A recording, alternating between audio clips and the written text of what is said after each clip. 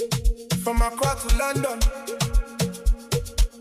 from Kumasi to Madrid, the beautiful game lives here. Ghana Talks Radio. The football boss, we're bringing the heat, goals, passion, rhythm and beat. Every match, every star, every story untold. On Ghana Talks Radio, football never gets old. The football boss, hear the fans roll out from the streets to the biggest crowd. The latest news, analysis, and more. The football boss, that's what we're here for. The football boss, that's what we're here for.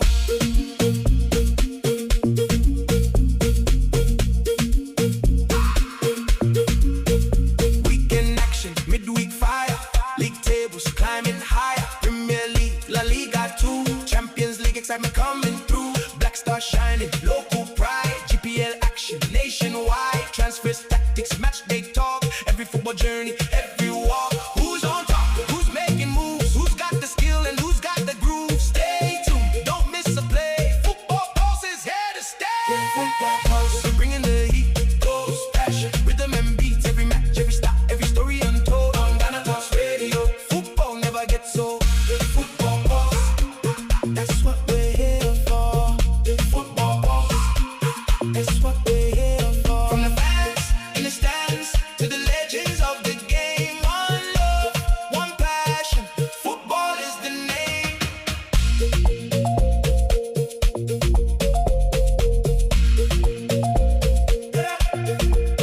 Your home for football conversation, analysis and celebration. This is Football Pulse, only on Ghana Talks Radio.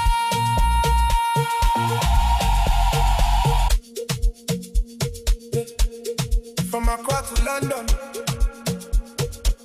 from Kumasi to Madrid, the beautiful game lives here. Ghana Talks Radio. The football boss, we're bringing the heat, goals, passion, rhythm and beats. Every match, every star, every story untold. On Ghana Talks Radio, football never gets old. The football boss, hear the fans roll out from the streets to the biggest crowd. The latest news, analysis, and more. The football boss, that's what we're here for. The football boss, that's what we're here for.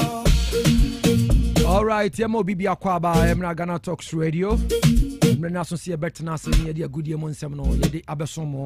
Midweek And Tuesday, 18th August 2026. Champions League excitement coming through. 5 minutes past the hour 6. PL action. Medin ye de kwesi kiu do good year monsema obetimi afem the sports general. You walk, You mean as that kesi enko the production team. got the skill and who's got the groove? Stay tuned. Your manager Opa Kwesi, I don't know the executive producer, DJ Rock, because he or him at Trimode, Sister Isinam, Sister Debbie, Story untold on Ghana Talks. and I'm Miss Nabi, or Moina Tetchin, and you may Matanasia. From Accra to London, Dear good year Monsemino, may the best somo, baby Ubia. Kumasi to Madrid, Bet my journey live, the beautiful game. our Facebook, Sanso Journey live, our TikTok, Oko YouTube, and Swa, your home. In the heat, goals, On YouTube, no, at Ghana Talks Radio on YouTube. told on Ghana Talks. At Ghana Talks Radio on YouTube, over TikTok on Swa, at Kwasikiu on TikTok. From the Wait me a leave message, you be kind amount. The baby are not here if you know. streets and more. Oba no my young. You be shout out. That's what we're here. Juma any money here. Any money here. You know. We're here. You must see baby. Sabrina baby a bar. More journey alive. You a good year monsem no. You did best some. You may you feel some any amonon some wa. You be call former GFA Vice President Champions League excitement coming. George Afriyie or the same year to ya. Pride, GPL, Ya bobo ni na no the best some. it's match day. And Ghana Premier League no so no shas here. On top, who's making moves? GFA for omo the venues ni na approve venues no omo the ni na dia ba. Here to stay. You be kwa clubs no so aso ye. Bringing the Amonone goals, passion. Semba kumienu bi fi clubs na so ye so eba. Kotokonso no also gwa hombobo aso. Omo coach ni nsem dia tudwa. When nsem bebre ni aboabo no a ene ayumire yi matena sia. Kumasi to Me di begu ho e di amamo. The din Eddie Kwesikiu, Ejua Goodie Monsema, Ubetimi FM the Sports General. Yuma Kwaba, Edoba Ghana Talks Radio. Every match, every stop, every story untold on Ghana Talks Radio. Football never gets old. Football pause. All right, Yama Obibia Kwaba BM Yamfa in Semu Fangu Mamudia, Naya Shasia Eddie former GFA Vice President George Afriyie, Enra Okopiemu, Ewo Sporty FM. Na no to chenkomo. Na Ghana Talks Radio. Yansu ya abotre etien komo ni nyina. Na ene komo no boy no. Ye di bi e ba be somo. Na ye Shasia emfamfi Ghana Blasters aso ye okan bi edify your coach ya hwehwe ho na o se wonya ntie se the Blasters of Ghana epe coach na coach amope no so no o manyu obi a se Carlos Querioz saba pai a o de Ghana ekọ World Cup no ono na Ghana fo efe no esan so no ni twikomo se o meje penie na on coach the senior national team the Blasters of Ghana o se papa no yese bi onya de o na papa no ne style of play no ene Ghana de no emfa papa no oye defensive minded coach for ni bi on say omo a coaches na yen defend no sana papa yote ono ne style no old fashion ni bi na wo hwe the Blasters of Ghana so a ye playoff style no ye attacking football ye hwe ye players ye wo krompo na players nye players a obetumi no mo defend ye players so wo je omo na omo ye ne omo pe o park ne so na coach we die the Blasters of Ghana. Into no, yankope coach obeboa the Blasters of Ghana. Enye Carlos Querioz. Ono de dabi one impemfo nyandwen. Defensive no do so ndodo. Ni style no so no eye old fashion. Ye pe coach obeboa Ghana abo attacking football. George Afriyie, former GFA president. Association technical director who is well versed with the style of Ghanaian football. A defensive minded coach who doesn't fit our bill. Look, people will say that, oh, Milo K top doesn't necessarily mean that you are playing defensive. You play on the break. Not only that, you see, a certain one top with Sule Muntari here, Kojo Asamoah here is different. A certain Asamoah with Sule Muntari and Kojo Asamoah or with even Steven is different. And that is what we are noted for. You went to the World Cup with a lot of wingers, the list of the 26-man squad. It shows that we even went with a minimum defensive style kind of approach. But that's your coach. Osi ye ko World Cup yi obi ehun game the Blasters of Ghana ekobo ye wo attacking players ni wo ho enso enam se ye coach yi ne style ina ye defensive nti no na boys ni ntimi emobo ni ye akwa defend osi sa style no enye Ghana de no Ghana ye hwe players ye wo na omo ye good ye ringers yi Fatal Ushia Kumo Suleiman Namo unsamna ntewe ma omo no ye mfomo mo defensive football, attacking football, and you're doing more. Until coach Carlos Querioz there, ultimately, why Yanko coach obo attacking football, Yanfanemra, and no a former GFA vice president George Afriyie, and all this uncle or the 2 year. Now, or 2 hours, so say, Ebrenason, say, yeah, papa, Kurt, ESO Kreku, Obeko, Nani performance no, Abasina 9, Edumanu, Wayache, next year, Naketo Kreku. When you 8 years, obey GFA president, no, you're 8 years, or see, I'm not so secret, because why baby, na secret, or no, George Afriyie, no, obey no, but to be so, but to George, obey to Ketokeku, and your GFA, ho, none perform for Abba GFA president, George Afriyie.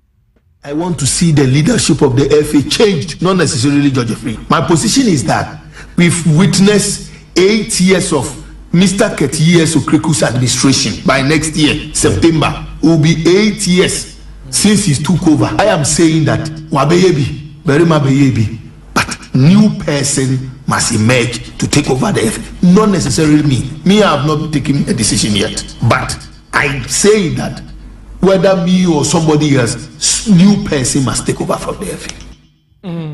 George Afriyie, former GFA vice president, or say, Emre Nason.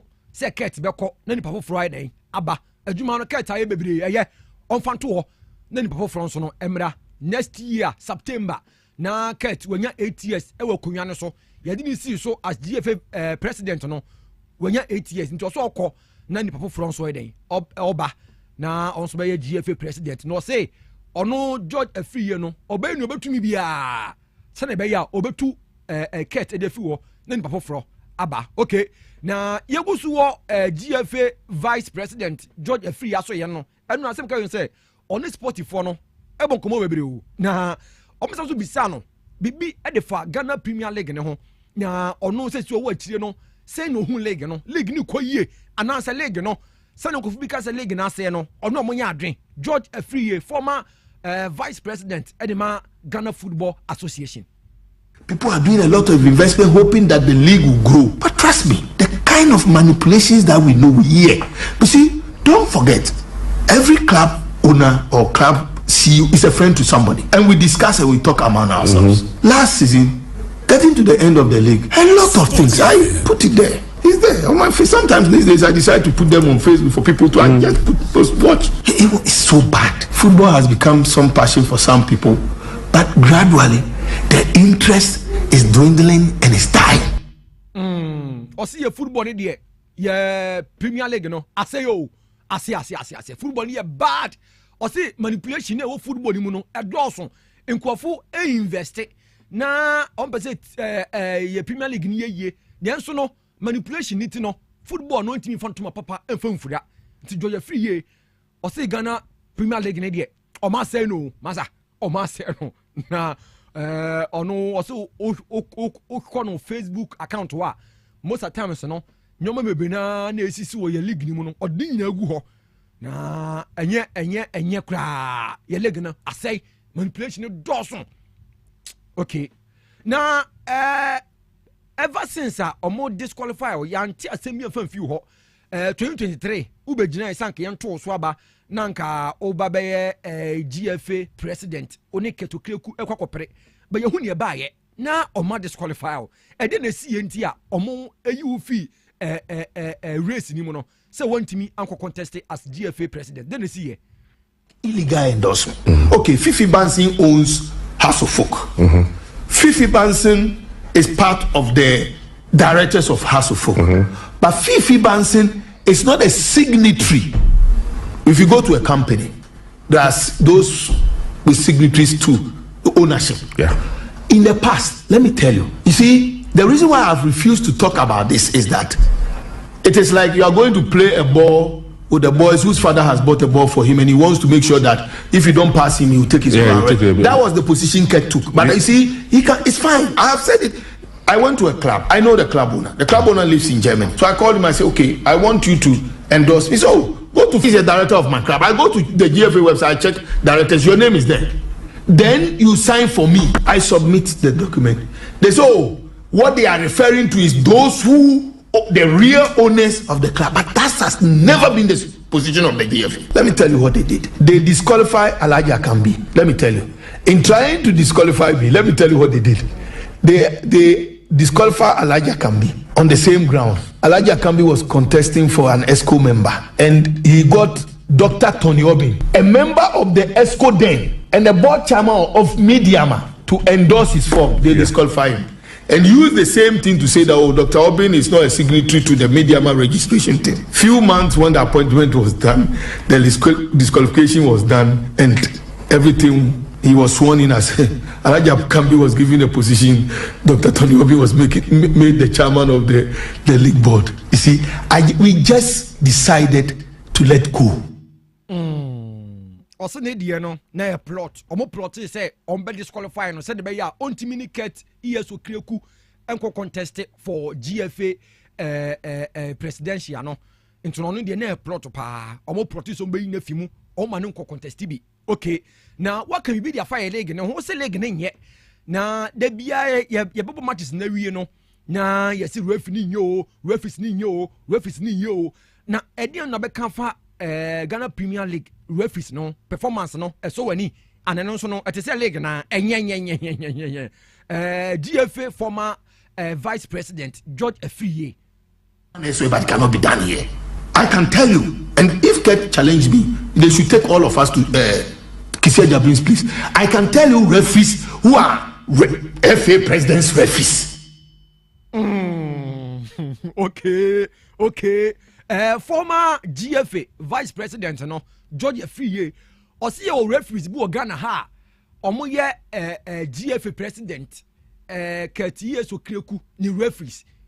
tese omo hye ni botom na obeka e no mo ye na o se ket edi na chinye na so ente saa omra na omo nko OSP ni ho so na ofe no kusi ejaben no ho OSP no ni okay into no o se ket so oboa so ni referee bia e okrom ha omo ye adwuma ma ono ket na omna no mo nko OSP ho na onko prove ni say corruption no oka hu bi ani leg na ye papa okay into no unse ma tibu ha ye bedi awie no na fe adane emabo ani ehwe wote office wo na refi no so ye bu no park so adenti a oba no ne results e hye ne botom nti ma tie be bo na ngasa no oni ne be si dada yetimi gi penalty bu okrom ha odwo ha wonte ase yetimi gi penalty bu okrom ha unse penalty we die efinsu ase pa o esumfuturo aye homa se tem boa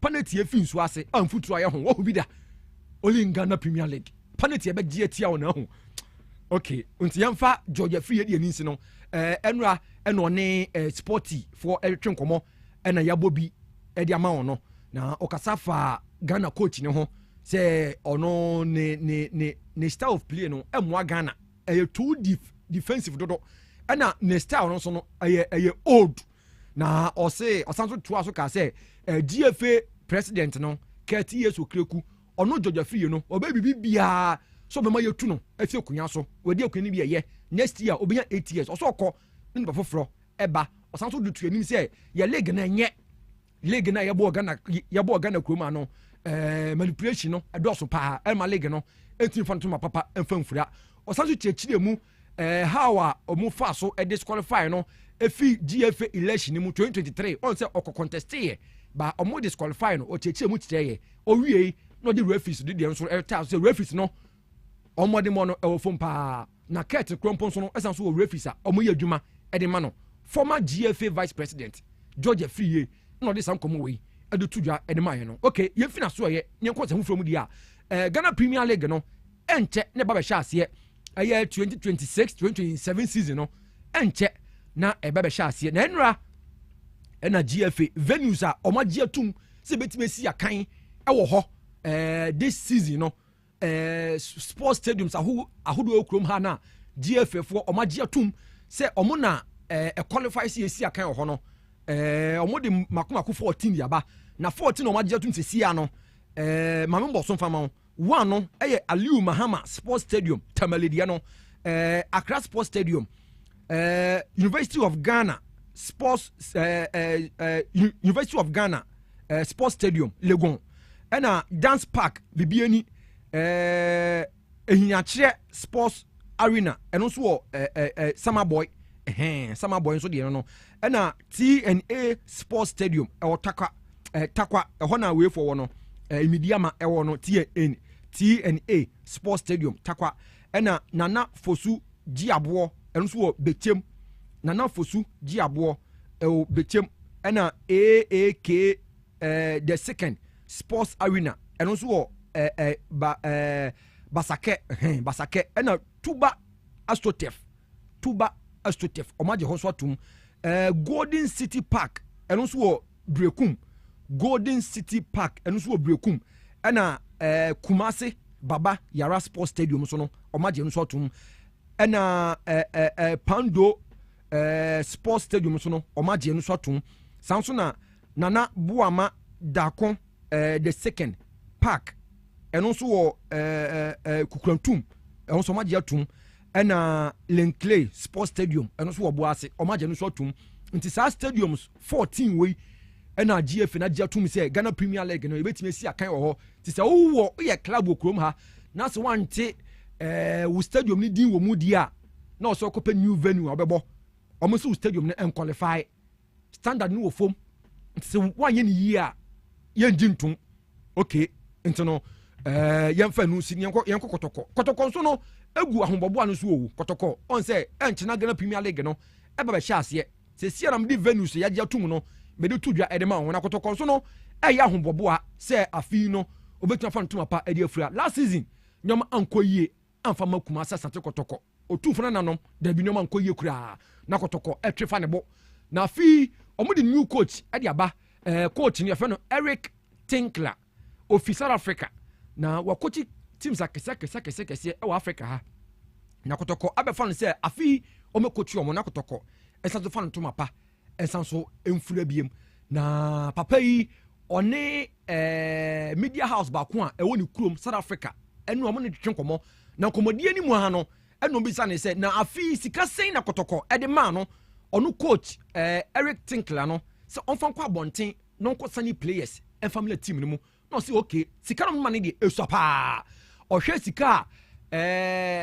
alalifo TP Mazembe mo ohun clubs na e Africa ha no omo compete wo CAF Champions League any confederation ni mu no sika mo de mo de kwa bonten ko sani players di ba no ono ne de akotoko de man no e wo fom pa coach edema krobia asante kotoko Eric Tinkler osisika no akotoko de man this season so fan kwa bonten enko sani players in family no esua. Truth be told is nowhere near the budgets that majority of the clubs on the African continent that are competing in Champions League. We don't have that type of budget, so we got to be very, very smart in terms of our scouting and recruiting. And so far, I think we've been doing a pretty good job. But it's still another 3 weeks before the league starts, and only time will tell. So hopefully within the next 3 weeks we can set a proper foundation here, build a proper team to ensure that we can look to compete against the likes of Mediama and obviously Hearts of Oak. They're the other two popular teams here in Ghana, and Mediama won the league last season. Currently are the most successful team in Ghana, so we want to make sure that we can compete against them and try and run all the way to the end of the season and hopefully lift that league title and get the club back onto the continental stage. Coach edema krobia asante kotoko Eric Tinkler ena no cheche ni nsemu se budget ayede ma na fi so mfa kwa bonten enko sen players e fama kotoko no e wo fom pa na enso no no mo dia ma no obepe hu players no dia ba no ma yo bo kotoko na kotoko so ayede afantuma pa e dia fura na omoto aso bisa ne se wakochi wo South Africa da ana afi waba Ghana ohwe Ghana Premier League no anaso oba Ghana ha no ohwe Ghana ye players na ye wo na ode toto South Africa de ne ho a nsusuye be ne wom. Technically they're extremely good here in Ghana, very, very good. They got good power, good strength, and they are technically gifted. And you mentioned the fact that a lot of you look at the Ghana national team that played in the World Cup right now, only the second choice keeper, who I believe has gone to Stellenbosch, was a local based player. Every single other player in that squad is actually applying their trade in Europe. As South Africa, we haven't managed to achieve that yet. Here they still also reward the players, the local players. They call it the reserve team. We've got a couple of the players that play for Asante Kotoko. They play for the Ghanaian reserve team. They get called to camps, and there are camps throughout the season where these players then report.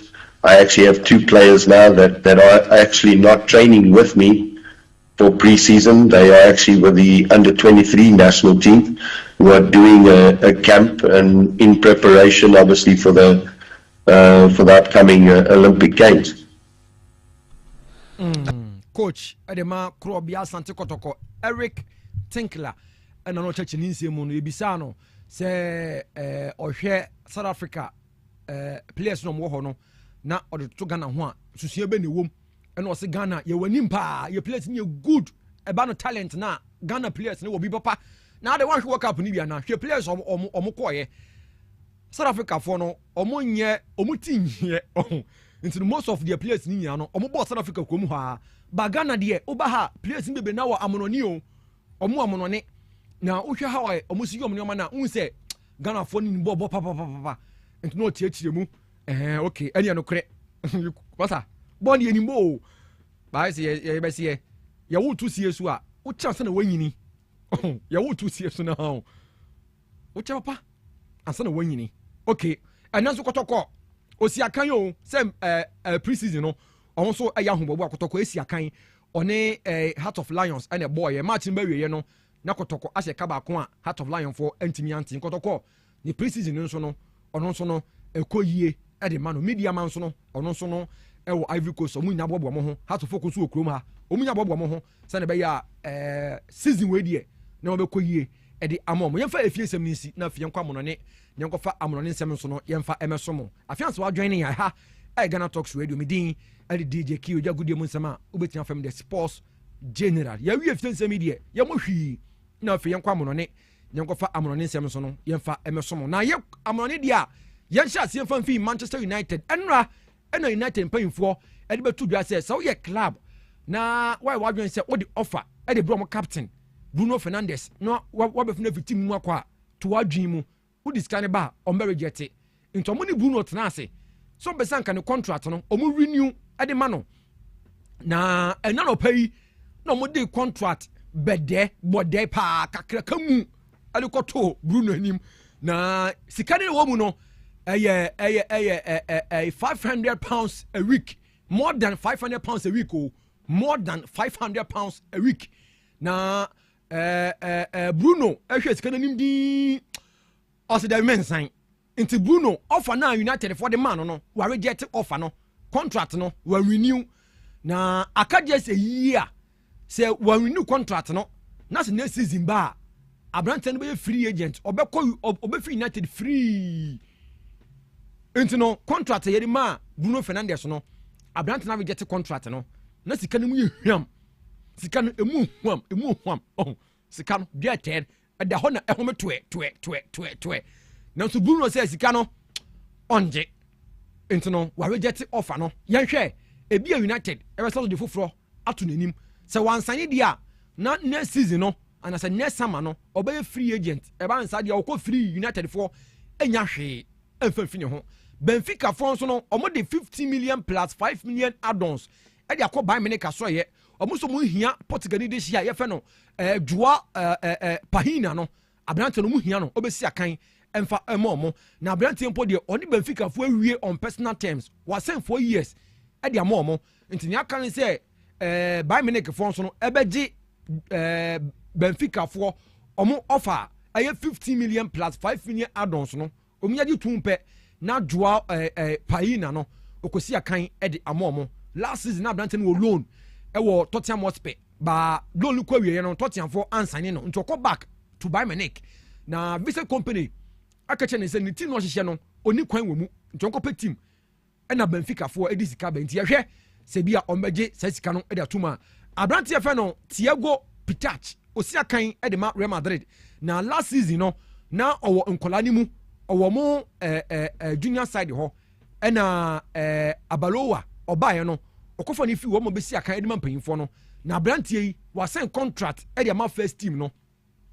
sesi ano ya kola biem wanyini sesi ano wa sign contract e de ma Madrid first team no a obesi akan e de ma omo nti no Thiago Pitach no wa sign new contract e de ma Madrid first team no okay na Olympic Marseille so no omo ne Abrante fe no Joan Todibo omo ni na wie o omo ni na wie on personal terms ni aka ne say West United so no ebeti ase na omo say omo hia Abrante loan sesi ani aka no eye loan sika no ene Abrante no ne salary no oje no na West Ham fo akatie Olympic Marseille fo say se mo pen loan di a ne sika no a oje no week bia no mo ne ye nche ye chemu 2 matuko usutuko eno na aka se ntiase ye adwuma pe Abrante we defender edema West Ham United say West Ham no omo fi EPO ni mu omo kọ championship ni mu last season omo ne bo no nti no omo ntimi anka league ni mu omo kọ championship ni mu na omo kọ some players ni ton no moton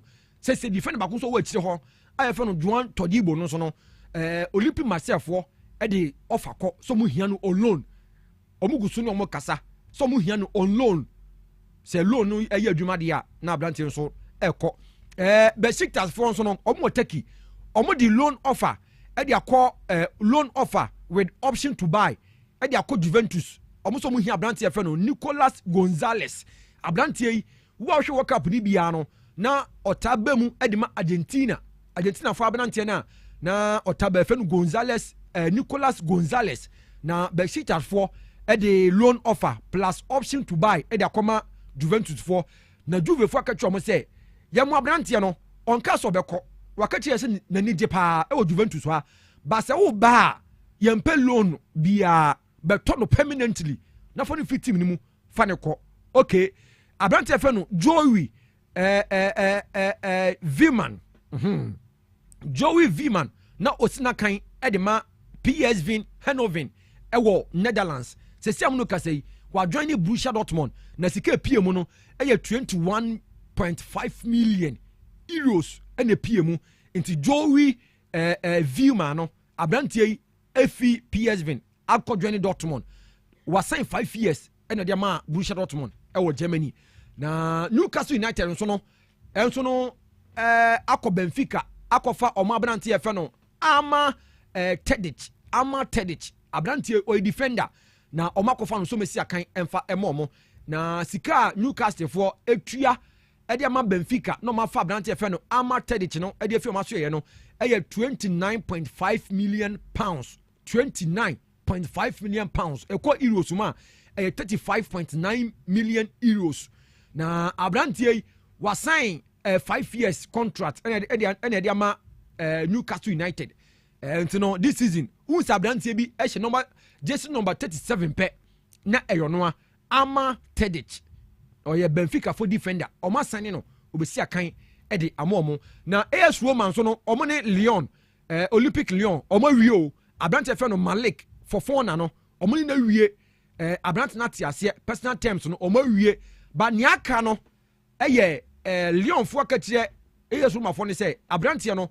omo person mo ni si akan ewo Champions League playoff ni mu unse yi Olympic Lyon no obo Champions League playoff no na ena yumne krompo no owo match bo one Fenerbahce ene bebo na waka kire ayifo ne say o maka kire Roma fo ne say on be sa brantie no obo Champions League home and away on say a 2 league e obo home ni abo away omo Fenerbahce match ni wi na afi brantie na ba na obesi akan e dia momo bo ma wie deal no oma wie deal no abranti na personal terms we wie ni aka ne say obakwa ni medicals opase a na wasan contract no ba Lyon fo ka kire esuma fo say omo ntwen na omo Champions League playoff ni wie against Fenerbahce obo wie a na afi obesi akan e de amomo Lazio so no omo de offer akoma Mario Icardi former Inter Milan omo captain no okopie mu e wo Turkey Galatasaray ne contract na so say o free agent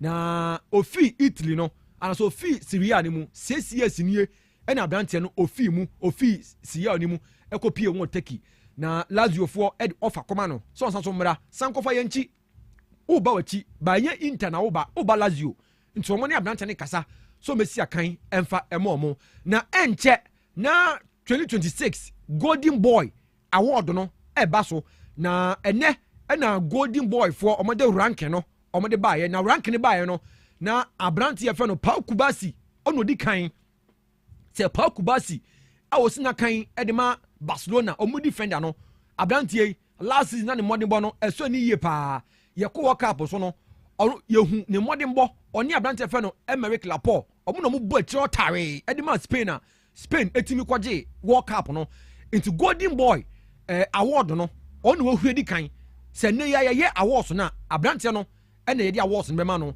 na second no se Pau Kubasi e di first dia o se ye second ye third second no Lami Yama third no abrante ye fe no Yan Diemande abrante na o sia no wo kosi akan e de ma Madrid no abrante fe no Zai Emery ono so no wo PSG Ayubu Edi no ono so wo Lee ba PSG for hwe no Man City for hwe no abrante fe no Victor Forhot ono so no oye ringers abrante fe no Ryan owo Bournemouth ewo EPO ni mu sanso na abrante fe no Hendrick ni so ni dia pie mu bi Junior Creepy ono so Bournemouth wa e na Chelsea for abrante a ofi Brazil Estavao Willian ono so ka hu bi into no top 10 no na mdia ma ono Pau Kubasi Lami Yama Diemande Zai Emery Ayubu Edi Victor Forhot Ryan Hendrick Junior Creepy ena Estavo Junior Estavo William when him nantia almost no omo rank omo for Golden Boy Award no 2026 no nya omo se pa kubasi ahwe no beje afi okay na Jimmy Carragher so no edi semi abetudwa o say anokra momaye mo Jimmy Abranti efe no Micheal Carrick yemo na baso wa yade papa beji United ne modern bono aso ni ye pa na o say ne modern bono aso ni ye na nso na Man United for enfo money enfo antone so oba beje league amomo and so beji Champions League e de amomo dabi o say papa no ne modern oba en de obi ehu ne modern bono oba ji United adwuma yi emleka kria bi mu no yehu ne modern bo ba Man United for enfo money ntone so mo pe league age a enye Micheal Carrick ena beje league de amomo so mo pe Champions League age a enye Micheal Carrick ena beje league e de Man United na this season krompo na ye be chance ye no otimi hu se Carrick ni United on be yade pa na or the United better position na eye ebi a top 5 no na United e da hobby na the moment a on be season no on pamo no na on ko for coach a obetima the Champions League e de amomo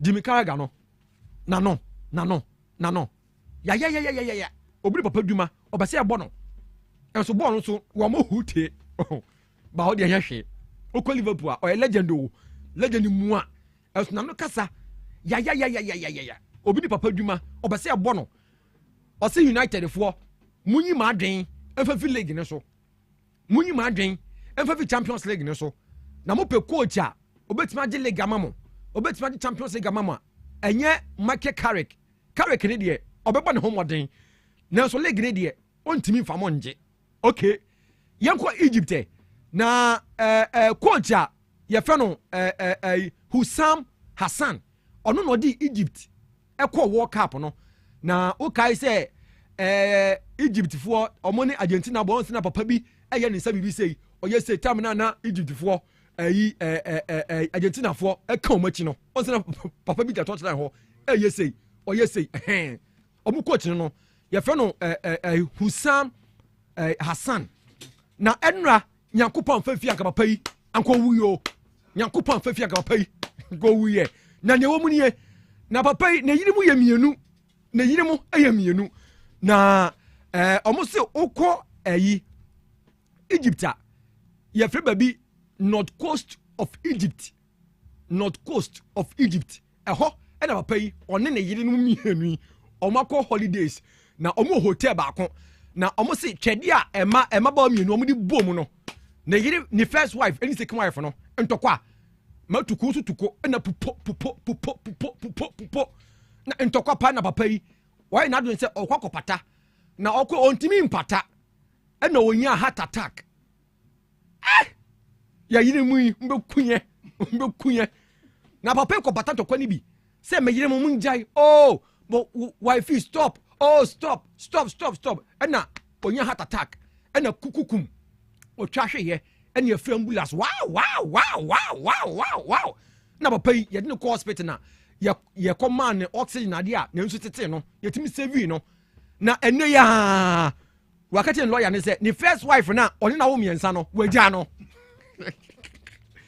wakati lawyer ne say ni first wife na oni na wo nkola miensa no wagya no na yiri mu mienu enura no say onom sentiment ye tinto kwani mu aposifo ina bantu aposifo ene betete ne yiri mienu ntem o de nkramofo ma o moko ntokwa ye pata o mo de mayafo na gu babi mayafo mo ye gu babi na mo tie gina pupo ma tuko na won say Hussam Hassan ni wanyini na ne afi kakra nti okopata o meyini munjai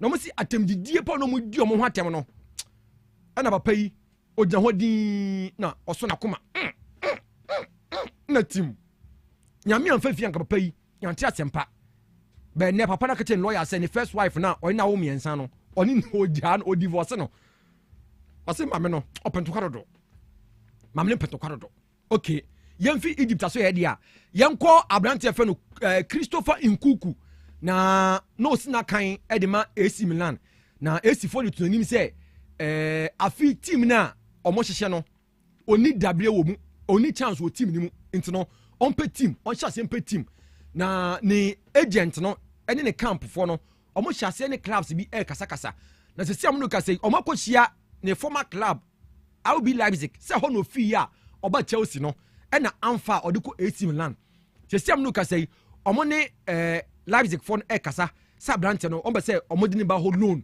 na season ni ba wie na se ne mode bonu so ani a omo asane no permanently na AC for so aka kire Leipzig for ene nkuku camp no say omo no omo mpe loan bia abrante no ombe so mo turn this season ti sa wo ye club na sa wo ba o ma so ya o ba na okura wonsam sika o ba na de o da so table ne so ya ba nkuku no ya be fa na kọ musika nie omo so mo mpe loan sensem ya ho o ba for sika bra na be fa abrante no fa kọ nti nkuku so no no ho say na we da to jode ma no na anwumire ya West Ham United omo ne Aston Villa awie omo agree on loan for abrante ya fe no Aaron Wan-Bissaka abrante ni ba loan for Aston Villa on say Villa for the kind of offer koye ba West Ham for no ever jete ba yumire yi nti ase ya dwuma a loan plus option to buy se ni modern bono ebe so ani e wo Aston Villa se season ni kwa wieye na se loan kwa wieye na Villa for no assign no nti no West Ham omo ne Aston Villa omo wie for loan omo agree on loan for abrante fe no Aaron Wan-Bissaka to be si akan e dia ma Aston Villa so e wo ho na ne e na Jose Mourinho Madrid for eyi ni kire ye on say no am catch you say week we mu e no be ye presentation no omo new players new coaches omo sign omo this season no on be ye presentation no na ne e no mo pa Mourinho hontoma wa sign the contract 2029 na contract no be ba wiye na Jose Mourinho o di semi to dwa o se ono no o fi Madrid koye no na kuma da so di Madrid achi o se na no e Madrid ni nti fans no munya botre menye se bia o fi Madrid no na ru fi Madrid da bi o se na kuma e di Madrid achi so na o the White Angels no team yakopo kra support Madrid nti no Jose Mourinho na ye pa ne hontoma no ne presentation no o din se ka credit to dwa e de ma Madrid fans ni na former coach Edema Crystal Palace, former coach Edema Strasbourg, former coach Edema OGC Nice, Patrick Vieira, or your French in this year. Se siamuno ka say Senegal for Oma appointing as the new national team head coach. Into French in this year no. So on so say ninchi die efi Senegal, ninchi efi Senegal. Into wabafie anie, wabafie into Senegal for Oma appointing Patrick Vieira as the new national team head coach. Now, man target mienu. Target on the man Patrick Vieira no mienu. Almost say next year AFCON na yebebo no 2027 AFCON na yebebo no. O make it sure say o de Senegal ebeko final. Target number 1. Number 2. Target number 2 no say World Cup yebebo 2030 no. On fa Senegal and qualify and World Cup ni bi. Nti target ni emienu and now ye for coach ba kurom ha ni etimi ka chen an say go and do well kona koya de ya man target bia nti coach nkwas wa ya hwe na odi say ya man target bia ba Senegal for enam so mpa bi papa bi aye omo pa bra bi abonti no omo appoint coach a ya man 2 target first target no omo say next year AFCON e bebo no on fa Senegal enju final. Target number 1 no. Target number 2 no. O make sure so the Senegal ebe qualify e dia ko 2030 World Cup no. Ne target no. We na chese Senegal for no mani abre. Nti no Patrick Vieira say say ono ye the new head coach. E de ma Sadio Mane mo Nicolas Jackson mo. O mo new coach no. Na yenko Chelsea for so de betu bia say efi eneko this season eko oba kobam omo under 21 under 19 squad no players no omo se so mudin se se din a ye be from eye kobam next generation future stars no future Gen Z's kobam almost say team na almost build it Kobam hono Omama ni din players na almost to omo Kobam hono from under 21 any under 19 for ni na players ni ye from Kobam next generation the Chelsea for almost so much sanu kakra academy ho na Man City for so no omo anti asempa o aka just 3 days pe na ya shele gnase abrante fe no Jeremy Doku wakopira na abrante omo so betina fie several weeks obetina fie acha kakra be say some weeks bi na obetina fie e ba ne sade a na Man City for omo first game EPO ni mu omo ni Bournemouth na bebo abrante no out abrante Jeremy Doku no out wanya calf injury ni bi calf injury no wakonya bi nteba ne sade a obetina fie for several weeks City for first match league ni mu ontimi emobi na Rodri nso no oma announce no oma pane hontoma ene ya na basafo omunya omu player no na sika pie mu no 60 million plus 50 million add-ons okaboma 70 million euros ene pie deal ni mu nti basafo omu player no omu saka no fikozi mo musaka mu player no Rodri akwana no number 16 Spain for mfimfin ho no Spain for captain no sesi ano City for any Barca for omawie deal ni permanent omawie oma announce obesign 4 years e dia ma Barca for no plus 1 year option nti ye kan ni na boma e be 5 years ba ni osign de e ye 4 years no sign ye e na 1 year so da nchen se eso na se ne modern bono e ye okay na se Barca for so mo to aso a no mo de 1 year na ka ho na afi aye 5 years e dia mo ntino Rodri efia na akoi oye Man City player biem oye Barca for player just number 16 e no be hye abrante e fa no Guillermo Vicario na osina kan e de ma Tottenham Hotspur oye goalkeeper na Juventus for o ma announce no oko loan for the season oko loan a season loan with Juventus say eba wie ya omo option so be sani abrante no 8 million plus 2 million add-ons say eba wie ya Juventus for betima sani abrante no Vicario o goalkeeper o betimi asane no na wasi akan wakoso wasi akan e de ama yifo no akire atobo ase mo asemo ayi Strasbourg nso no Strasbourg omo France omo so the offer of 20 million plus add-ons akọ Werder Bremen omo sa abrante bi ho ye fe no Karim Koulibaly omo so mo hia abrante no omo si akan emfa emo nti no